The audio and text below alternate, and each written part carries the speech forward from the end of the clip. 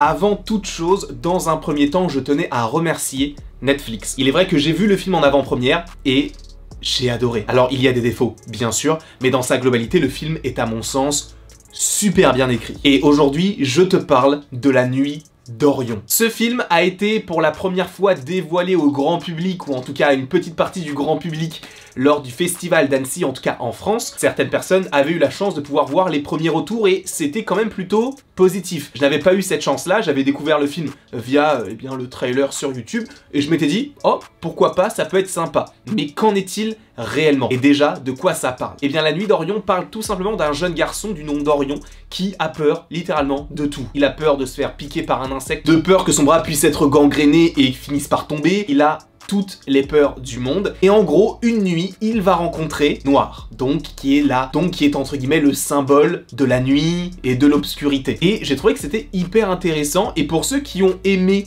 le film des 5 légendes, je pense que vous aurez un petit peu des similitudes par rapport à ce film-là, qui est également un film DreamWorks, parce qu'on a quand même pas mal de petites choses plutôt intéressante, alors pas non plus visuellement, quoique. Mais donc ce film va raconter toute l'histoire d'Orion et donc de sa nuit, et donc de raconter comment est-ce que via cette nuit-là, il va pouvoir réussir supposément à affronter ses peurs. Via la personne qui lui fait le plus peur, donc l'obscurité, en gros. Et cette petite relation d'amitié m'a fait un petit peu penser, mais très légèrement, à Monstres et compagnie, dans un premier temps, avec un personnage tout petit qui va donc accompagner un monstre gigantesque, parce que vous allez voir que Noir fait quand même pas mal penser à Sully, notamment par rapport à son envergure, par rapport à son grand menton bien rond.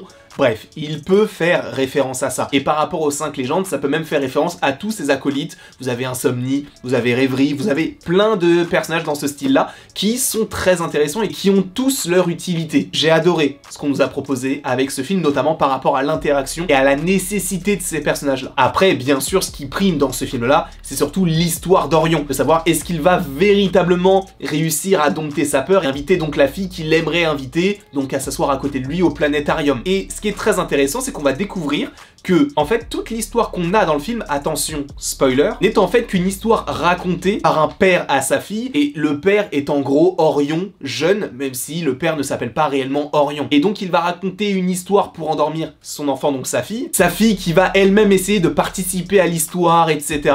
Là, c'est vrai que je suis un petit peu sorti du film à ce moment-là, parce que je me suis posé la question de l'histoire d'Orion est bien écrite, ça a l'air d'être un film un petit peu classique, là on en sort, ça casse un peu le code de ce que j'imaginais, c'est osé. Au début, j'ai eu du mal à rentrer dedans, mais finalement, ça allait et c'était plutôt cohérent par rapport à la suite. Puisque oui, à un moment donné, il est coupé dans son histoire, et c'est à ce moment-là qu'on va se rendre compte que c'est un père qui raconte l'histoire à sa fille, et il y a même une histoire donc secondaire, voire tertiaire, et à un moment donné, ça va beaucoup trop loin, mais tu finis par comprendre. En fait, c'est ça la particularité de ce film, c'est que au début, tu as des éléments qui te paraissent un petit peu étrange, où tu te dis non, là pour le coup je n'arrive pas forcément à véritablement valider cette option là, ça me sort un peu du film, mais après dans les 2-3 minutes qui vont suivre, tu vas te dire ah d'accord, en fait ils ont fait ça par rapport à ça. Et en fait, c'est plutôt intéressant la manière dont c'est construit, c'est-à-dire qu'on part d'un point A pour aller à un point Z, et donc en faisant, admettons, A à C, de A à L, de A à R, et admettons de A à Z, tu vois.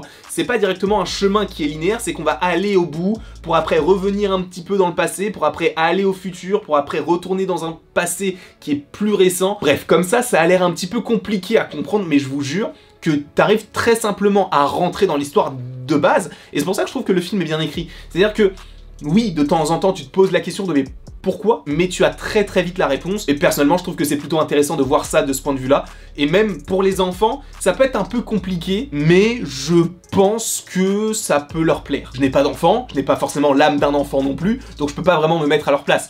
En revanche, c'est vrai que, oui, ça peut être compliqué par rapport au fait qu'on aille dans le passé, dans le présent, dans le passé, dans le présent, et que ce soit plusieurs dimensions différentes, la rêverie, l'histoire, puis la réalité, ça peut paraître un peu compliqué. Mais je pense que ce qui va primer pour le plus jeune public, ça va être les couleurs, ça va être les personnages qui vont réussir à bien être interprété et à bien être utilisé pour le bien-être donc de l'histoire. Donc pour moi, La Nuit d'Orion par rapport à ça, c'est superbe. L'histoire complexe, mais en même temps qui te raconte quelque chose de très simple, et notamment le côté de l'héritage. Puisque oui, on a donc le père qui raconte son histoire à la fille, qui va prendre part dans l'histoire du père, donc son histoire à elle va arriver dans l'histoire du fils, enfin c'est très étrange, et dit comme ça peut paraître incompréhensible, mais une fois que vous avez vu le film, vous comprenez ce que je veux dire. Et par la suite, on va découvrir même un personnage futuriste qui est en fait le fils de la fille du père qui racontait du coup l'histoire à sa fille, et la fille qui est devenue maman qui raconte l'histoire à son fils, et le petit personnage du futur en fait c'est son fils. Ouah, c'est compliqué là comme ça. Non, c'est vrai que c'est compliqué, mais... Ouais, non, c'est vrai que c'est compliqué. Mais j'aime beaucoup. J'ai beaucoup aimé pour le coup, même si sur le moment tu te poses la question de mais pourquoi? Et ce côté héritage est vraiment bien représenté, et c'est surtout que je me suis totalement identifié au personnage d'Orion, parce qu'Orion il a peur de tout. Alors je n'ai pas peur de tout, mais c'est vrai que je suis très précautionneux. C'est-à-dire que, par exemple, je ne peux pas quitter mon studio en ayant laissé une prise allumée, parce que je me dirais oh, mais attends, mais du coup, si je laisse une prise allumée et qu'il n'y a rien au bout, est-ce que l'électricité passe toujours? Et s'il y a un truc plastique qui, admettons, dans un courant d'air, fait en sorte que au bout, ça soit électrifié et boum, ça prend feu, la maison explose. C'est un vrai questionnement que je me pose chaque soir avant de rentrer dans ma chambre, parce que je me dis mais... En plus, on l'entendra pas, c'est dans le sous-sol. Bref, oh, ça va très loin tout ça. Mais je me suis vraiment bien identifié à ce personnage-là parce que toutes ces peurs, en fait, on peut tous les avoir. Et ça te permet même de rendre le personnage peut-être un petit peu plus humain que la plupart des enfants qui ont peur d'une seule chose, genre des monstres et tout. Lui, il a peur vraiment de tout. Et il arrive à affronter sa peur, notamment avec donc l'obscurité. Et ça, c'est plutôt intéressant. Mais c'est vrai que notamment par rapport à obscurité, il y a des facilités. Tu te dis, bah pourquoi est-ce qu'à un moment donné, obscurité disparaît? Il faut aller dans sa tête. Là, ça peut encore une fois paraître un petit peu compliqué pour, au final, ne pas raconter grand-chose. Ils auraient pu faire en sorte qu'il soit caché autre part que dans sa tête. Enfin, pour le coup, ce pan du scénario, il aurait pu être un petit peu mieux exploité. C'est pour ça que je préfère la première partie du film plutôt que la deuxième, qui... Pour le coup, en tout cas, le début de cette deuxième partie est un petit peu plus fouillis, mais dans sa globalité, c'est très intéressant. Et aussi, je ne suis pas forcément revenu sur l'OST, qui est très bonne aussi. On a de la musique un peu pop, tout ça, ce n'est pas forcément ce que j'apprécie particulièrement, mais dans les passages un petit peu plus tristes, un petit peu plus touchants, on a du piano, on a du violon, des choses qui me touchent personnellement, parce que j'ai fait partie d'un conservatoire pendant plus de 12 ans, c'est totalement faux. Je n'ai jamais appris à jouer du violon ni du piano, j'ai fait 1 an de guitare, et c'était de la guitare électrique.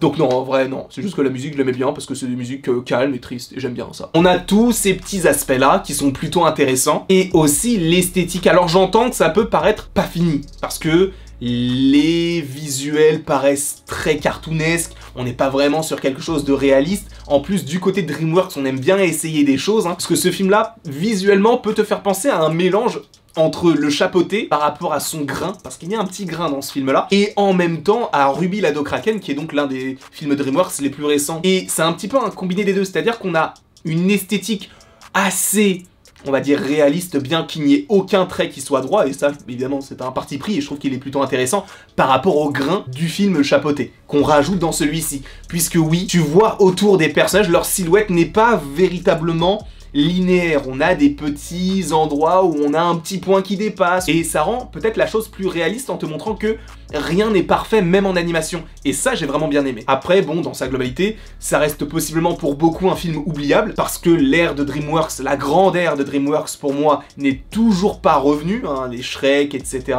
ça me manque un peu, même s'il est vrai que en mars nous aurons droit à Kung Fu Panda 4, et ça me fait quand même pas mal peur, et j'en ai fait une vidéo, si vous voulez aller la voir, n'hésitez pas. Mais en tout cas, j'ai vraiment bien aimé, dans sa globalité, ce que j'ai vu avec ce film-là. Pour l'instant, ça ne me réconcilie pas avec DreamWorks, mais c'est une première étape vers une poignée de main. Si je devais donner une note à ce film, je donnerais la note de 15 sur 20, parce qu'il est beau visuellement, ça raconte des choses plutôt intéressantes, c'est vraiment le début du deuxième acte, donc vraiment le ventre mou du film où t'as peut-être un petit peu trop d'éléments qui viennent se mélanger, t'arrives pas vraiment à retrouver ton chemin là-dedans. Donc voilà, je mettrai 15, ça reste une bonne note, mais ce n'est pas non plus parfait. N'hésitez pas vous à me mettre dans les commentaires ce que vous en avez pensé, n'hésitez pas non plus à aimer, à partager, à commenter et vous abonner si ce n'est pas déjà le cas. Et après tout ceci, il ne me reste plus qu'à vous dire à la prochaine pour la prochaine.